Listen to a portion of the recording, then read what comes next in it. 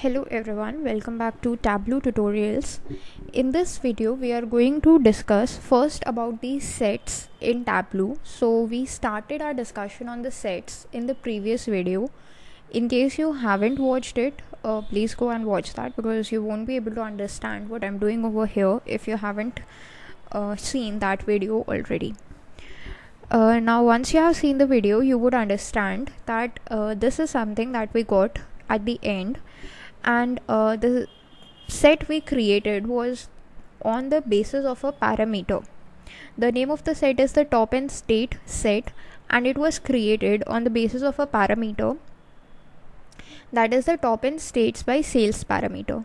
Now with the help of this parameter we are able to get the information that this parameter is created on two things, that is states and the sum of the sales, or the total sales being done in that particular state, right?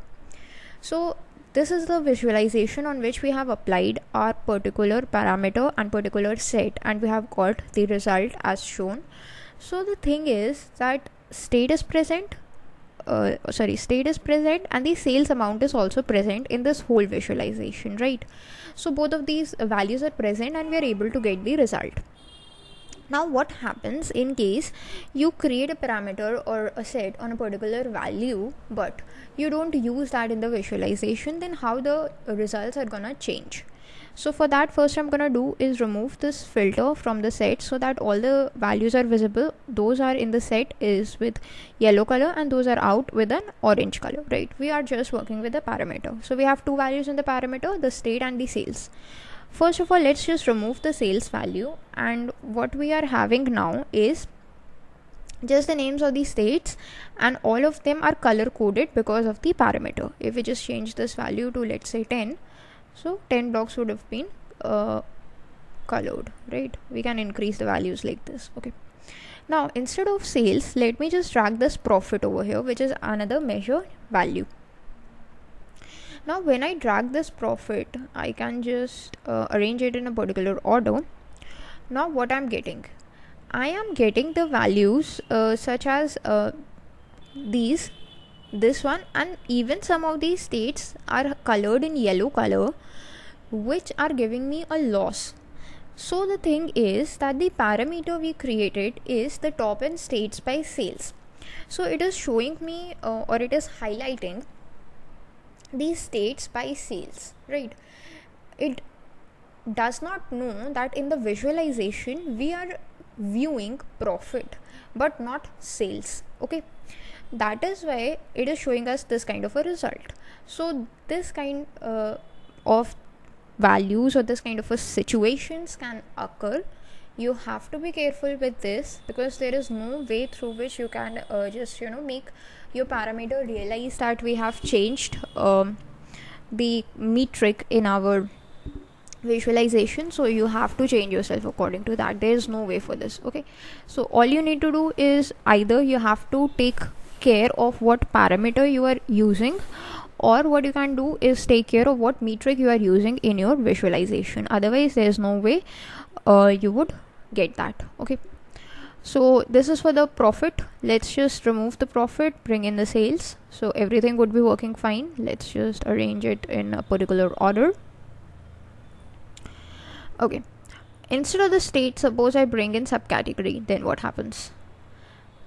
Okay, so in each of the subcategory, like the phones subcategory, this is the total value. The yellow colored value is the value of the state that is selected according to the parameter, and orange is the rest of the data. So this kind of a parameter creation is not all bad, because here we are creating a different kind of visualization, right? What we are able to get from here is that what is the sales done, or what is the area of the sales that was done in the states in each subcategory, which gave us the maximum amount of sales. So in each of these subcategories you can see that most of the sales were done in those states only, right? So this is an entire new visualization or entire new pattern, entire new perspective that you can gain through this information. Okay, So that's all that we need to discuss about the sets. Now we are going to discuss about combinations. So let me just rename this sheet as combinations. How can we create combinations of data? So first of all, let's see what's the need of combining the data. Suppose we want to create a table, right? So let me just bring in category and subcategory and bring it into the rows actually. And here what we can do is bring in the values such as sales, profit,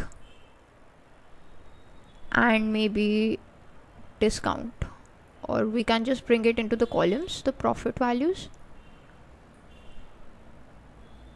and the sales values also, and select the entire view, and let's just convert it into a table, right? So here is something that we have got. Let's just convert it into entire view for a better viewing. Okay, so this is actually telling me about the, let's just change its order, first sales, then profit, then discount also. Let's just throw in discount as well. Okay, so this is telling me that in the bookcases subcategory of the furniture, we had this much sales, this much profit, and this much discount, right? So what we did was a really lengthy process. We dragged in out 5 pills, that is the sales, profit, discount, subcategory, and category, right?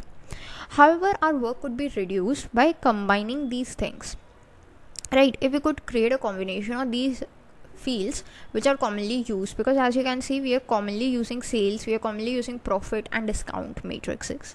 Also category and subcategory are also one of the common points that we're using.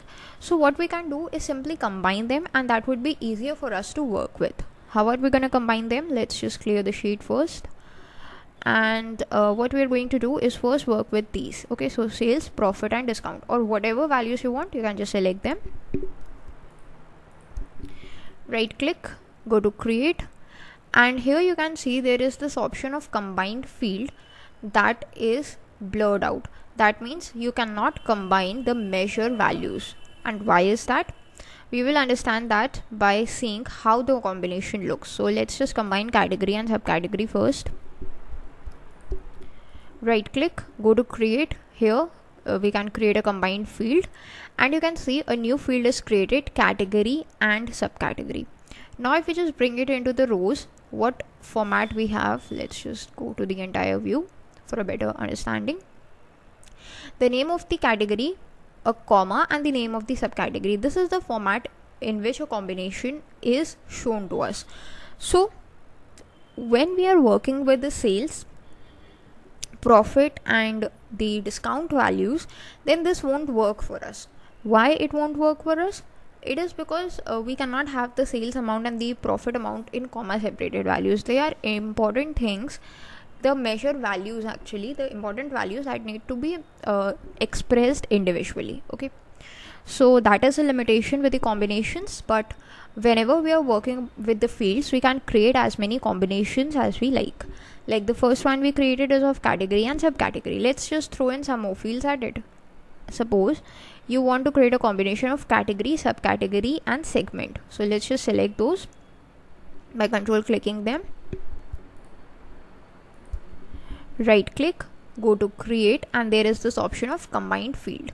So category, segment, and subcategory are now there in the combination. We can just bring them.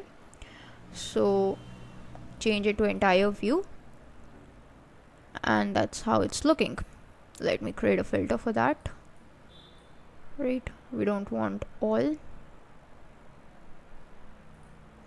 Let's just throw in some 4 to 5 values so that we are able to understand how it's looking.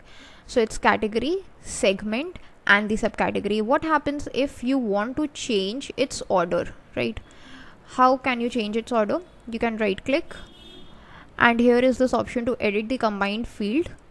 Here we are getting this subcategory and segment. We can switch the order. If you want to remove anything, you can just remove it from here as well. You want to change its name, you can just change its name as well. Just bring it to this one.